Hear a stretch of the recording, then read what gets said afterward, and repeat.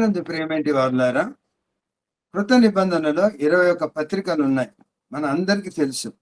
పత్రికలు అనగా ఎపిసోడ్స్ లేకపోతే లెటర్స్ అంటాం. ఈ 21 పత్రికలలో 14 పత్రికలు మరి పౌలు భక్తుడు రాసినట్టుగా ఈ పరిశుద్ధ గ్రంథంలో మనం చూడగలం. అనగా 14 పత్రికలు అనగా హెబ్రీయులకు రాసిన పత్రికను కూడా కలుపుకుంటే 14 పత్రికలు పౌలు భక్తుడు రాశాడు. ప్రభునందు ప్రేమటి వాళ్ళారా, నాకు సంతోషకరమైనటువంటి ఆనందము నాలో ఉప్పొంగుతున్నది. ఎందుకనగా ఈ 14 పత్రికలలో 13 పత్రికలు మీ ముందు నేను ఉంచాను. 13 పత్రికల్లో క్షుణ్ణంగా ధ్యానం చేశాను. అందుకనే నేను ఆనందపడుతున్నాను. అంతేకాకుండా మన సిబిసి గచ్చిబౌలి గ్రూపులో ఈ 13 పత్రికలు మరి ధ్యానాలు ఉంచబడ్డాయి. ఎవరైనా ఏ పత్రిక గురించి అయినా నేర్చుకోవాలంటే గనా ఆ పత్రిక అక్కడ ఉంచబడింది. కాబట్టి ఈ పత్రికలు మనం ధ్యానం చేస్తూ ఉన్నప్పుడు మనలో ఆ యొక్క ఆధ్యాత్మికమైన స్థితి, వాక్యములో ఎదుగుదల మనలో కనబడుతుంది. అంతేకాకుండా అపోస్తుల కార్యాల గ్రంథము 28 అధ్యాయాలు కూడా క్షుణ్ణంగా ధ్యానం చేశాం. అపోస్తుడైన పౌలు భక్తుని యొక్క మొదటి ప్రయాణము, రెండవ ప్రయాణము, మూడవ ప్రయాణము క్షుణ్ణంగా మనం ధ్యానం చేశాం. సంఘం అనగా పెంతెకోస్తు దినమున సంఘము ఏర్పడినది మొదలుకొని ఆ యొక్క పౌలు భక్తుడు ఎన్ని విధాలుగా అతను కష్టపడి దేవుని సువార్తను అందించాడో, సంఘాలు ఏ విధంగా తిరిగాడో అన్నిటిని మనం ధ్యానం చేశాం. ప్రభునందు ప్రేమేంటి వాళ్ళారా, ఆ యొక్క పౌలు భక్తుడు ఇంప్రిజన్మెంట్ కాకముందు అనగా అతడు జైలుకు పోకముందు 6 పత్రికలు రాశాడు. బాగా గమనించాలి. ఆయన జైలుకు రోమాలో జైల్లో హౌస్ అరెస్ట్ చేశారు మొట్టమొదటిసారిగా. ఆ హౌస్ అరెస్ట్ కాకముందు పౌలు భక్తుడు 6 పత్రికలు రాశాడు. అవి ఏవనగా, మొట్టమొదటిది గలతీ పత్రిక, రెండవదిగా మొదటి తెస్సలోనికి పత్రిక, మూడవదిగా 2వ తెస్సలోనికి పత్రిక, నాలుగవదిగా మొదటి కొరింథీ పత్రిక, ఐదవదిగా 2వ కొరింథీ పత్రిక, ఆరవదిగా రోమీయులకు రాసిన పత్రిక.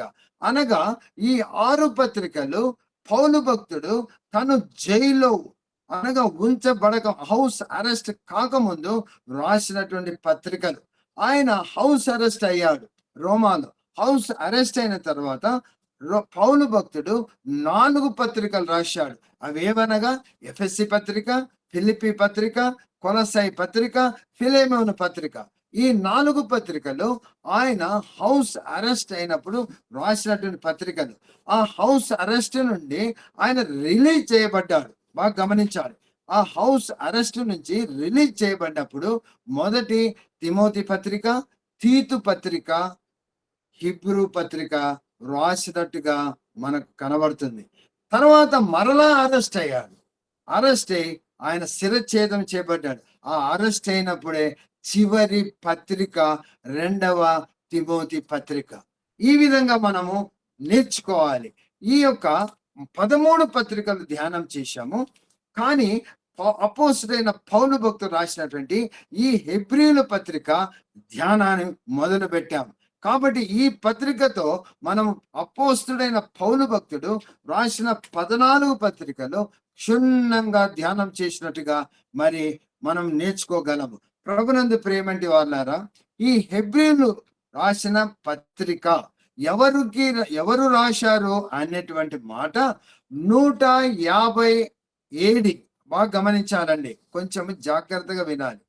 150 AD వరకు ఈ యొక్క హెబ్రీయులకు రాసిన పత్రిక అపోస్తుడైన పౌలు భక్తుడు హెబ్రీయులకు రాసిన పత్రిక అని టైటిల్ లేదు. ఓన్లీ 150 తర్వాత AD తర్వాత అలెగ్జాండ్రియా అనేటువంటి ఆ యొక్క దేశంలో అతను బైబుల్ టీచర్. అతని పేరు పెంతెయోనోస్. ఆయన ఈ పత్రిక అపోస్తుడైన పౌలు భక్తుడే రాశాడు అని రూఢిగా అతను ధృవపరిచిన తర్వాత దాదాపు 200 AD నుంచి ఆ యొక్క బైబిల్లో అపోస్తుడైన పౌలు భక్తుడు రాసిన హెబ్రీయులకు రాసిన పత్రిక అని టైటిల్ రావడం జరిగింది. అనగా అప్ టు 150 AD వరకు టైటిల్ ఏమునిది అనగా హెబ్రీలకు రాసిన పత్రిక అనే మాత్రమే ఉన్నది. కానీ ఎప్పుడైతే అలెగ్జాండ్రియాలో ఉన్నటువంటి బైబిల్ టీచర్ ఆయన క్షుణ్ణంగా చదివి ఈ 13 అధ్యాయాలు చదివి ఇది అపోస్తుడైనటువంటి పౌలే రాశాడని రూఢి చేసినప్పుడు దాని టైటిల్ మారినది. అది మనం గమనించాలి. ప్రభునందు ప్రేమేంటి వాళ్ళారా, హెబ్రీలకు రాసిన పత్రిక 13 అధ్యాయాలు ఉన్నాయి. 13 అధ్యాయాలు, వచనాలు 300 వచనాలు ఉన్నాయి. 300 వచనాలు. ఈ హెబ్రీలు రాసినటువంటి పత్రిక it is nothing but the reflection of the Old testament. బాగా గమనించాలి. It is nothing but the reflection of the Old testament అనగా పాత నిబంధన యొక్క ప్రతిబింబమే ఈ హెబ్రీలు రాసిన. ఒక నిమిషం. ఈ యొక్క హెబ్రీలు రాసిన పత్రిక ఈ యొక్క పాత నిబంధన యొక్క ప్రతిబింబము అని మనం నేర్చుకోవాలి. సరే, హెబ్రీలకు రాసిన పత్రిక ఎవరి హెబ్రీలు, ఇది ముందు నేర్చుకోవాలి. ఈ హెబ్రీలు ఎవరు? ఈ హెబ్రీలకు రాసిన అంటే హెబ్రీలు ఎవరు? అసలు మొట్టమొదట పరిశుద్ధ గ్రంథంలో హెబ్రీయుడు అనే పదము ఎక్కడ రాయబడింది మనం గమనిస్తే ఆది కాండము 14వ అధ్యాయము, ఆది కాండము 14వ అధ్యాయము గాన మనం గమనిస్తే మొట్టమొదట ఈ వర్డ్ ఎక్కడ వచ్చిందనగా 14వ అధ్యాయం 13వ వచనములో స్పష్టంగా రాయబడి హెబ్రీయుడైన అబ్రహాముకు తెలియజేశాడు అనగా తన యొక్క సోదరుని యొక్క సోదరుని కుమారుడు లోతును శత్రువులు తీసుకుపోయినప్పుడు ఒక అతను వచ్చి ఇదిగోండి నీ యొక్క అనగా సహోదరుని కుమారుడు లోతును వారి యొక్క ఆస్తిని స్త్రీలను పట్టుకొని పోయినాడని హెబ్రీయుడైన అబ్రహాముకు తెలియజేయడం అని అక్కడ రాయబడింది. నేను రెఫరెన్సెస్ అన్ని తీసి చదవడానికి టైం అయిపోతుంది కాబట్టి నేను చెబుతూ పోతున్నా. మొట్టమొదట పరిశుద్ధ గ్రంథములో హెబ్రీయుడు అని రాసిన పదము ఎక్కడ మనకు కనిపిస్తుంది అనగా ఆది కాండము 14వ అధ్యాయము 13వ వచనంలో మనకు కనబడుతుంది. అంతేకాకుండా మనము గన్న నిర్గమకాండం 1వ అధ్యాయం 15వ వచనం కూడా చూస్తే అక్కడ ఐగుప్తు రాజు ఏమని సెలవిస్తాడు అనగా సిఫ్రా పూయ అనేటువంటి మంత్రసానులు. ఎవరి మంత్రసానులు తెలుసా? హెబ్రీయులైన మంత్రసానులకు. వారికి ఆయన ఆర్డర్ ఇస్తాడు ఏమని, ఇదిగో మగ పిల్లవాడు పుడితే చంపేయి, ఆడపిల్ల పుడితే బ్రతికించు అనగా అప్పుడు వీరు ఈ యొక్క మంత్రసానులు ఏమని చెప్తానగా హెబ్రీ స్త్రీలు ఐగుప్తు స్త్రీల కన్నా చురుకైన హెబ్రీ స్త్రీలు అనగా ఇప్పుడు మనకి ఏమని మనకు ఈ హెబ్రీలు అనగా ఏమని అర్థమవుతుంది అనగా అబ్రహాము సంతానమైనటువంటి ఇస్సాకు, యాకోబు కుమారులు ఈ సంతానమైనటువంటి వారు హెబ్రీలు అనబడ్డారు. హెబ్రీలు. అంతేకాకుండా క్రొత్త నిబంధనలో ఫిలిప్పీ పత్రిక 3వ అధ్యాయము 5వ వచనములో ఆ యొక్క చెప్పడము అనగా పౌలు భక్తుడు చెప్తాడు, నేను హెబ్రీ వంశము వాడను అంటాడు. నేను హెబ్రీల వంశం వాడను అంటాడు.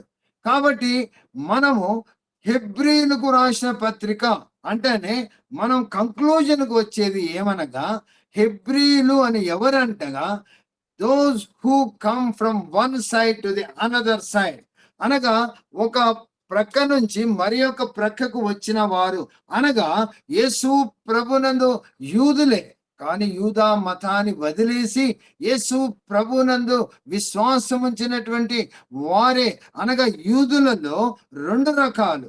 ఒకరు యూదా మతాన్ని అవలంబించే వారు ఉన్నారు, ఒకరు యూదా మతస్థులే కానీ యేసు ప్రభునందు విశ్వాసం ఉంచినటువంటి వారే హెబ్రీలు. ఇది గమనించాలి. కానీ ఇజ్రాయిల్ అందరూ హెబ్రీలు కాదు. ఇది జ్ఞాపకం పెట్టుకోవాలి. ఇజ్రాయిల్ అందరూ హెబ్రీలు కాదు.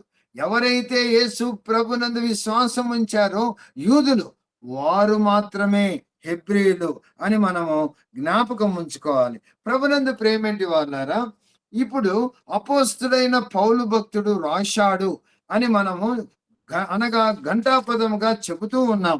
దానికి మనకు ఒక ఆధారం దొరికింది. అదేమనగా హెబ్రీలు రాసిన పత్రిక 13వ అధ్యాయము 23వ వచనం.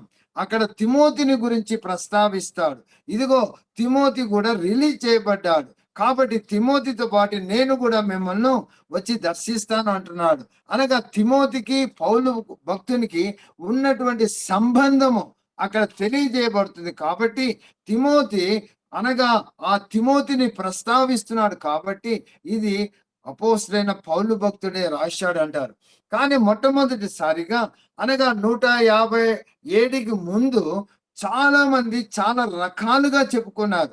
ఏమనగా ఇదిగో లూకా రాశాడని, కొందరు బర్నబా రాశాడని, కొందరు అపోలో రాశాడని, కొందరు క్లెమెంట్ రాశాడని, ఈ విధంగా రకరకాలుగా అనగా ఈ యొక్క బోధకులే ఆ విధంగా చెప్పారు. కానీ కానీ ఈ పత్రిక అపోస్తలుడైన పౌలు భక్తుడు రాశాడా, లేకపోతే క్లెమెంట్ రాశాడా, కాబట్టి లూకా రాశాడా, లేకపోతే బర్నబా రాశాడా, ఇవన్నీ మనకు అవసరం లేదు. ఏమిటి మనకు అవసరం అనగా ఇది దేవుని వాక్యము. ఇది గమనించాలి. ఇది దిస్ ఈజ్ గాడ్స్ వర్డ్ అనగా ఇది దేవుని వాక్యం. మన అందరికీ తెలుసు. 2వ పేతురు పత్రిక 1వ అధ్యాయం 21వ వచనం ఏమి చెబుతుంది?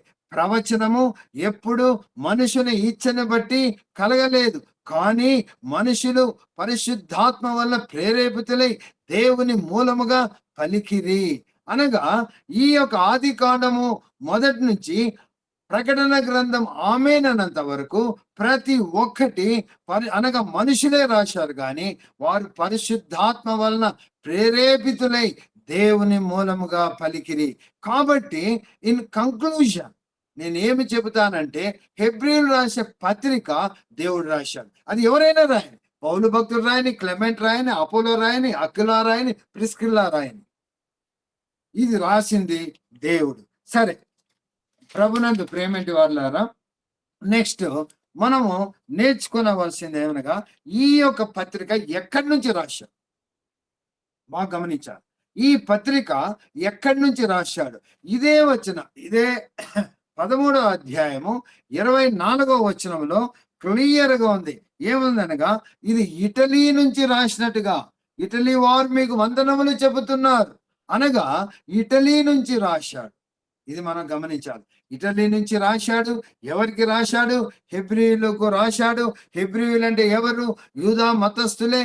కానీ యూదా మతాన్ని వదిలి యేసు ప్రభునందు విశ్వాసం ఉంచి యేసు ప్రభులో ఉన్నటువంటి వారే హెబ్రీయులు.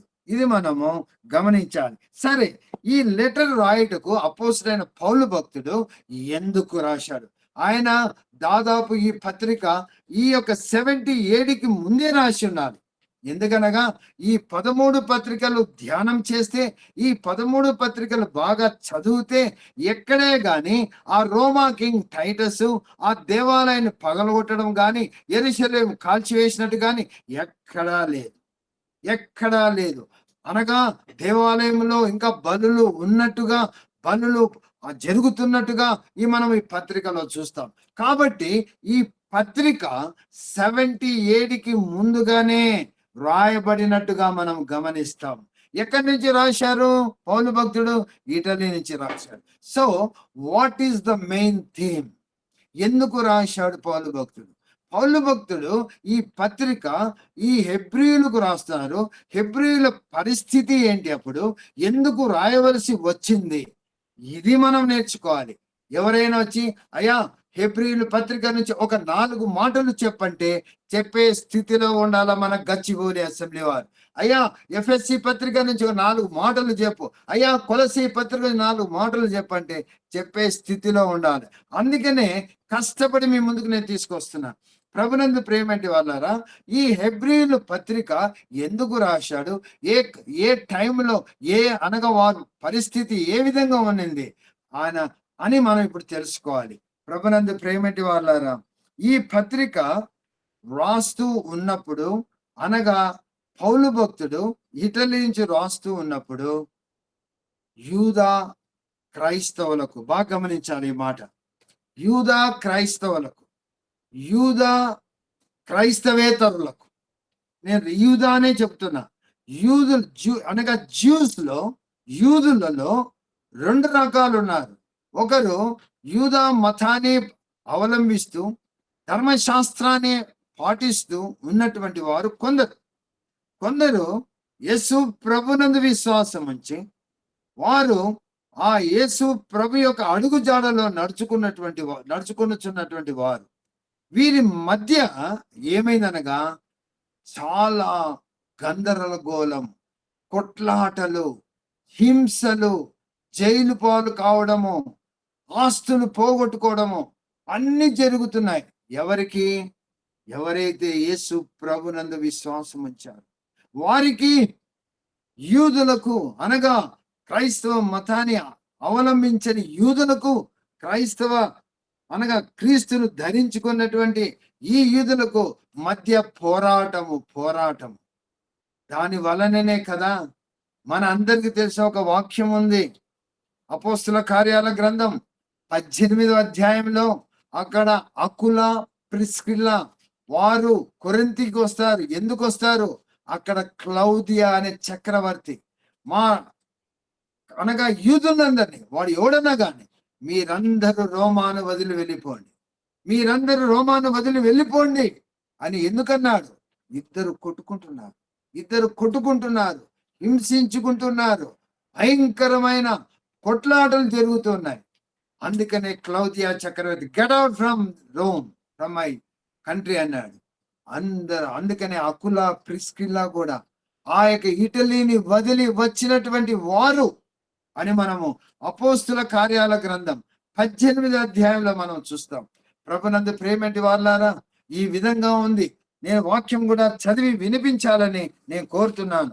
అపోస్తుల కార్యాల గ్రంథము 10వ అధ్యాయము 32 నుంచి మీకు కొన్ని మాటలు చదివి వినిపించాలి. అనగా ఏ స్థితిలో పౌలు భక్తుడు ఈ పత్రికను రాశాడు, ఎందుకు రాశాడు, ఇది మనం తెలుసుకుంటూనే మనము ఈ పత్రికలోకి వెళ్తాం. అంతేగాని ఎందుకు రాశాడు ఏంటి తెలియకుండా మనం గన దానిని ధ్యానం చేస్తే అర్థం లేదు. కాబట్టి నేను ఇప్పుడు చెప్తున్నది ఏమనగా, ఏ స్థితిలో రాశాడు హెబ్రీయులు కనగా, హెబ్రీయులు చాలా హింసలు, so many persecutions, afflictions they were facing. అనగా భయంకరమైనటువంటి ఆపదలు, వారి ఆస్తులే కోల్పోయారు, వారు జైలు పాలయ్యారు. చదువుతాను, వినవలసిందిగా కోరుచున్నాను. హెబ్రీయులు రాసిన పత్రిక 10వ అధ్యాయము 32 నుంచి నేను చదువుతున్నాను. అయితే మీరు వెలిగింపబడిన మీదట శ్రమలలో కూడిన గొప్ప పోరాటము సహించిన పూర్వ దినములు జ్ఞాపకము చేసుకొనడి. ఒక విధముగా చూచితే మీరు నిందలను, బాధలను అనుభవించుట చేత 10 మందిలో అరడిపడితిరి. మరి ఒక విధముగా చూచితే వాటిని అనుభవించిన వారితో పాలివారైతిరి. ఏలైనగా మీరు ఖైదులో ఉన్న వారిని కరుణించి మీకు మరి శ్రేష్టమైనది స్థిరమైనదినైనా స్వాస్థ్యమున్నదని ఎరిగి మీ ఆస్తి కోల్పోవుటకు సంతోషముగా ఒప్పుకొంటిరి. మీరు చదువుకోండి. అనగా ఆస్తులు పోగొట్టుకున్నారు, బాధలు అనుభవిస్తున్నారు. ఇటువంటి స్థితిలో వాళ్ళు ఉండి చాలా మంది క్రైస్తవులు మరలా ఆ యొక్క జుడాయిజం అనగా ఆ యొక్క యూదా మతము అనగా మరలా ఆ యొక్క ధర్మశాస్త్ర యుగంలోకి వారు వెళ్ళిపోవాలనుకున్నారు. బ్యాక్ అనగా ఎవరైతే యేసు ప్రభునందు విశ్వాసం ఉంచారో యూదులు, వారి గొప్ప హింసను పొందుతున్నారు. చాలా భయంకరమైన అనగా వారి కొట్లాటలు, ఆస్తులు పోగొట్టుకొని ఖైదీలుగా మారుతున్నారు. ఇవన్నీ ఎందుకురా బాబు, మనకు మరలా మనం మన ధర్మశాస్త్ర యుగంలోకి వెళ్ళిపోదాం, మరలా మనం యూదా మతానికి వెళ్ళిపోదాం అని చాలా మంది బ్యాక్ వెళ్ళిపోతున్నారు. అలాంటప్పుడు ఆ పౌలు భక్తుడు తన పేరును కనబడకుండా తను రాసినట్టు కూడా వారికి అనగా యూదులకు తెలియకూడదని శుభవచనాలు రాయలేదు. ఎందుకనగా అపోస్తులైన పౌలు భక్తుని యొక్క పత్రికలు మీరు ఏ పత్రిక చూసినా మొట్టమొదట సల్యూటేషన్ అనగా శుభవచనాలు ఉంటాయి. కానీ ఇందులో లేవు. ఎందుకనగా భయపడ్డాడు. నేను రాసినానని తెలిస్తే వారు నన్ను చంపేయచ్చు, చాలా గలాటలు అవుతాయి. అందుకనే తన పేరును ఎంతగానో అనగా చాలా గుప్తంగా ఉంచుకున్నాడు. గుప్తంగా ఉంచుకున్నాడు. ఎందుకనగా బలులు అర్పిస్తున్నారు. ఈ పత్రిక చదివిన తర్వాత బలులు ఆపేస్తారు. ఆ యొక్క గొర్రెలు మేపే వాళ్ళ యొక్క బిజినెస్ పోతుంది. ఇవన్నీ గమనించాడు పౌలు భక్తుడు.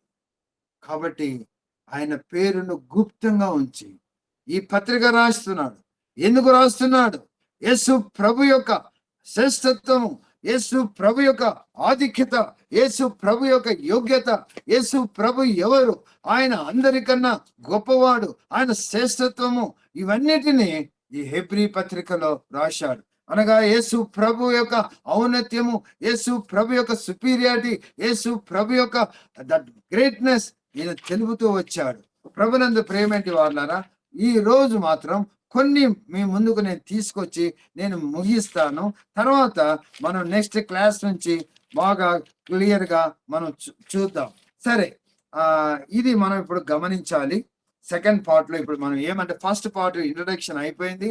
What is the main theme for that? ఎందుకు అనగా ఆయన రాయటకు కారణం చెప్పాను. ఇది మాత్రము మనసులో ఉంచుకోనండి. ఇది ఒక్కటే చెప్తే చాలు. ఎవరైనా హెబ్రీ పత్రిక గురించి చెప్పురా అంటే ఇది ఒక్కటి చెప్పండి. యూదులు అనగా యేసు ప్రభునందు విశ్వాసం వచ్చిన యూదులు ఎన్నో ఆపదలు, ప్రమాదాలు, ఎన్నో చిక్కుల్లో వారు ఇరుక్కొని మరలా వారు యూదా మతానికి వెళ్ళిపోవాలనుకున్నారు. కాబట్టి అటువంటి సమయంలో పౌలు భక్తుడు వారిని దృఢపరుస్తూ, వారికి యేసు ప్రభు యొక్క ఔన్నత్యము, యేసు ప్రభు యొక్క శ్రేష్టత్వము, యేసు ప్రభు యొక్క అనగా దైవత్వమును పౌలు భక్తుడు వివరించి రాశాడు. తర్వాత ఇప్పుడు మనము మెయిన్ థీమ్ లేక వచ్చేసాం.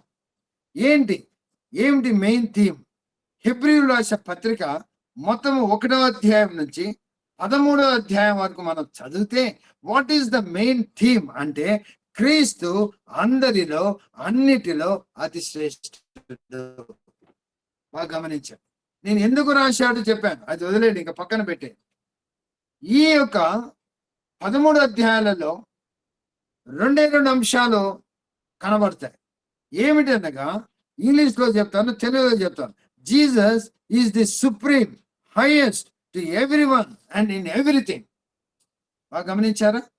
Jesus Christ is the supreme, the highest in to every one and in everything. అనగా క్రీస్తు అందరిలో అన్నిటిలో అతి శ్రేష్ఠుడు. ఈ 13 అధ్యాయంలో ఉన్నటువంటిది మొట్టమొదటి థీమ్. రెండవ థీమ్ ఏమనగా ది సుపీరియారిటీ ఆఫ్ ఫెయిత్, అనగా విశ్వాసం యొక్క శ్రేష్టత. విశ్వాసం యొక్క శ్రేష్టత. తర్వాత మనకు కనబడేది ఏంటనగా పాత నిబంధన ఆ యొక్క పాప పరిహారము ఏ విధంగా జరిగేది, క్రొత్త నిబంధనలో అనగా యేసు ప్రభు ద్వారా మనకు రక్షణ మార్గం ఏ విధంగా ప్రాప్తిస్తుందో, ఈ రెండిటిని కలిపి పౌలు భక్తుడు రాశాడు. ఎటువంటి గొప్ప సంగతి అది. That's why I tell this is the nothing but the reflection of the Old testament.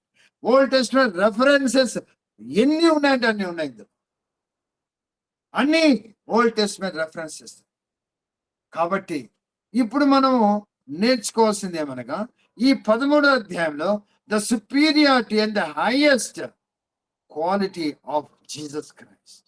యేసు ప్రభు అందరిలో అన్నిటిలో ఆయన శ్రేష్ఠుడు, ఆయన గొప్పవాడు అని రూఢిగా చెప్పాడు పౌలు భక్తుడు.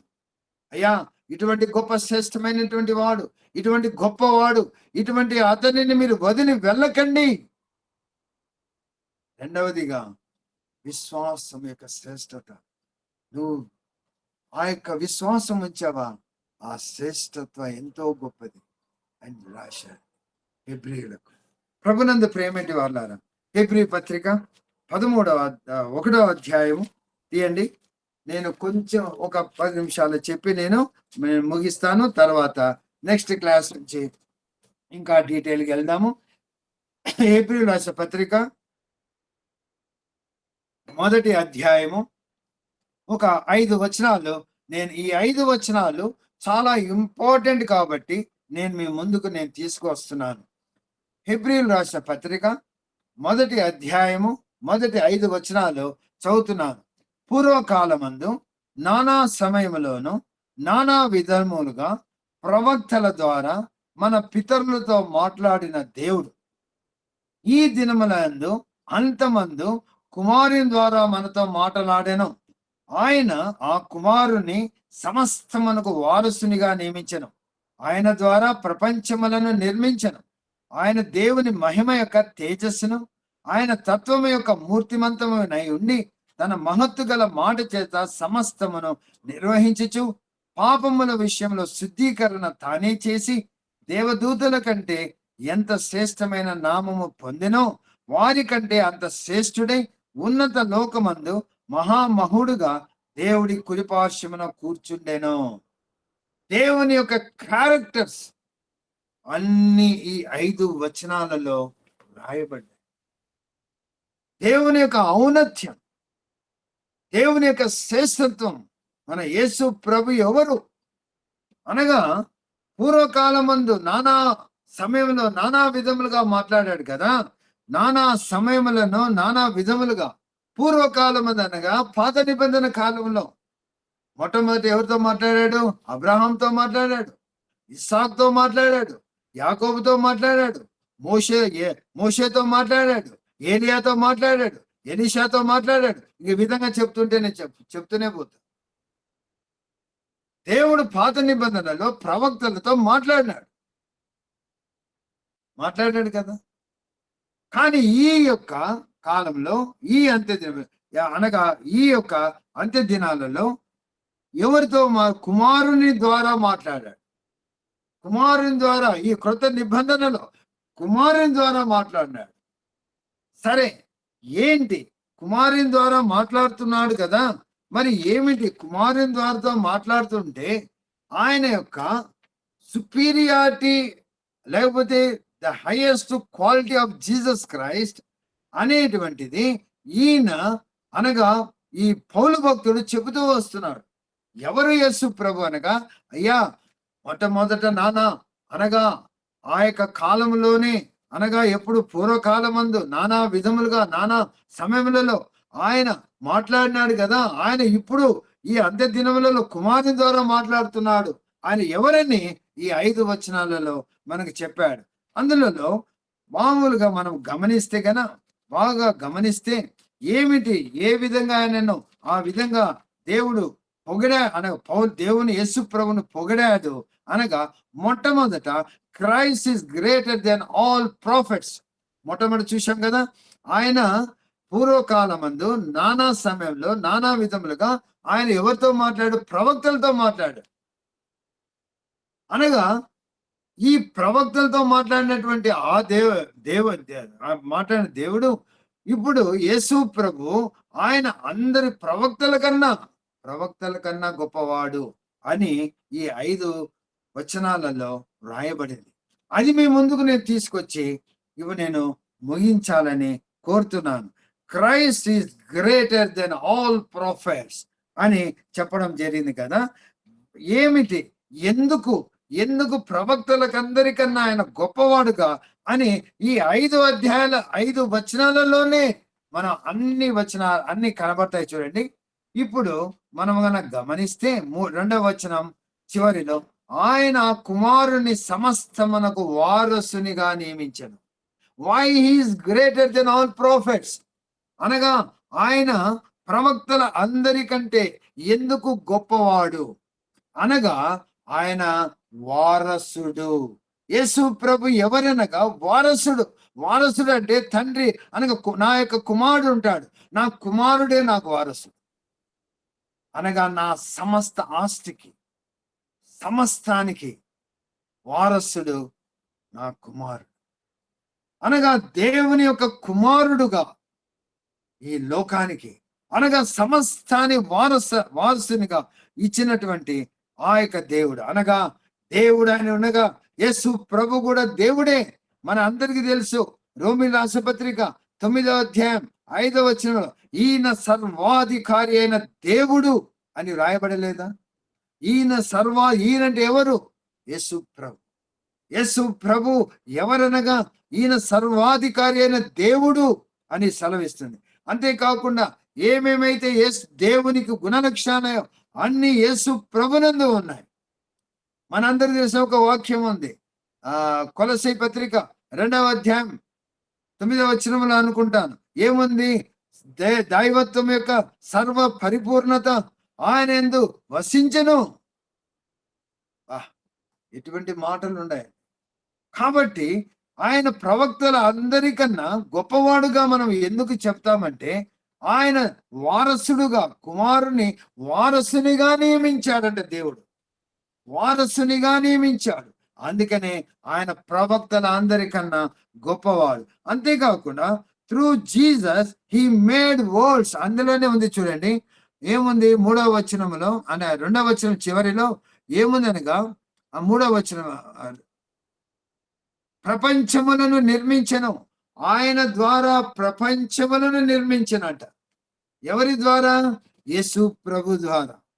యేసు ప్రభు ద్వారా ప్రపంచాలను నిర్మించాడు. ప్రపంచం అంటే ఇదిగోండి మన భూమి, ఇంకా ఉండేటువంటి ఎన్నెన్నో అనగా ఆ ఖగోళాలు ఎన్నో అసలు మనం తెలుసు, ఎన్నెన్నో ఆ యొక్క నక్షత్రాలేమి, అక్కడ ఉన్నటువంటి సమస్తాన్ని, సూర్యుడు, చంద్రుడు, ఎన్నెన్నో ఉన్నాయో అన్నిటిని సృజించినది ఎవరు? ఈయనే సృజించాడు. ఏమని అంటున్నాడు? ఆయన కుమారు, ఆయన ద్వారా ప్రపంచములను నిర్మించెను. ఆయన ద్వారా ప్రపంచమును నిర్మించాడు అనగా మన యేసు ప్రభు ఎవరనగా, ఆయన ఈజ్ ద క్రియేటర్. ఆయన సమస్తాన్ని సృష్టించినటువంటి వాడు. మొట్టమొదటిగా ఆయన వారసుడు, రెండవదిగా ప్రపంచంలో నిర్మించినటువంటి వాడు. ఆయన దేవుని యొక్క మహిమ యొక్క తేజస్సు అంటున్నాడు. ఏమంటున్నాడు? The sun is the radiance of God's glory. ఆయన దేవుని యొక్క మహిమ యొక్క తేజస్సు అనగా దేవుడు ఏ విధంగా ఉంటాడో అటువంటి మహిమ కలిగినటువంటి వాడు యేసు ప్రభు. ముందుగానే చెప్పాను, కొలస్సీ 2:9, దైవత్వం యొక్క సర్వ పరిపూర్ణత యేసు ప్రభునందు వసించెను. ఇంకేం కావాలండి? దేవుడు యేసు ప్రభు ఎవరనుకుంటున్నారు? హెబ్రీయులారా, యేసు ప్రభు యొక్క సుపీరియారిటీ, యేసు ప్రభు యొక్క హైయెస్ట్ క్వాలిటీస్ ఎవరు అనుకున్నావు? నేర్చుకో అని చెబుతూ ఉన్నాడు. ఆయన వారసుడయ్యా, ఆయన ద్వారా ప్రపంచాలు నిర్మించబడ్డాయి. ఆయన దేవుని యొక్క మహిమ తేజస్సు కలిగినటువంటి వాడు. అంతేకాకుండా upholding all things by the word of his power, మహత్తు గల మాట చేత సమస్తమును నిర్వహించచ్చు. ఇది ఎక్కడే ఉన్నదండి. నేను 4వ వచనంలో చూడండి, 3వ వచనం, ఆయన దేవుని యొక్క మహిమ యొక్క తేజస్సును, ఆయన తత్వం యొక్క మూర్తివంతుడై ఉండి తన మహత్తు గల మాట చేత సమస్తమును నిర్వహించచ్చు. ఆయన మాట భూమి 24 hours లో నువ్వు తిరిగి రావాలి. వెలుగు చీకటి కలగాలి. ఎక్కడ బ్రేక్ డౌన్ లేదు, జరుగుతుంది. ఈ విధంగా నువ్వు రివాల్వ్ కావాల, సూర్యుని చుట్టూ తిరుగుతూనే ఉంది. ఈ భూమి గన కొద్దిగా సూర్యునికి దగ్గర అయిందనుకో, ఏమైపోతాం? మాడి మసి అయిపోతాం. తన మాట ద్వారా అన్నిటినీ కంట్రోల్ చేస్తున్నాడు. మన కీర్తనలో కూడా మనం గమనిస్తాం. 147వ కీర్తనలో ఏమి మీరు చదవండి, అక్కడ నక్షత్రాలను ఆయన పేరు పెట్టి పిలుస్తున్నాడు. నక్షత్రం సృజించిన వాడు అతనే. తర్వాత ప్రతి విషయంలో ఆయన సృజించి దాన్ని కాపాడువాడు ఆయనేని ఆ 147వ కీర్తనలో మొదటి నుంచి లాస్ట్ వరకు అదే ఉంది. అంతేకాకుండా 74వ కీర్తన 17వ వచనంలో కూడా ఆయన సృజించి దాని అన్నిటిని ఆయన కంట్రోల్ చేస్తున్నాడు. అందుకనే హూ జీసస్ క్రైస్ట్ అనగా he is the supreme powerful person. తెలుసుకోండి హెబ్రీయులారా, మీరెందుకు మరలా యూదా మతానికి వెళ్ళిపోతున్నారు? యేసు ప్రభును వదిలేసిపోతున్నారు. కష్టాలు వస్తే వదిలేసిపోతున్నారు. కష్టాలు వస్తూనే మీరు దేవుని యొక్క మహిమ చూడండి. దేవుడు యేసు ప్రభు అంటే ఎవరు? ఆయన సుపీరియారిటీ క్వాలిటీస్ చూడండి. ఆయన ఎవరో కాదు, ఆయన వారసుడు, దేవుని యొక్క వారసుడు. ఆయన ద్వారానే ప్రపంచంలో నిర్మించబడ్డాయి. ఆయన ఎవరనుకున్నారు? దేవుని యొక్క మహిమ తేజస్సు కలిగిన వాడు.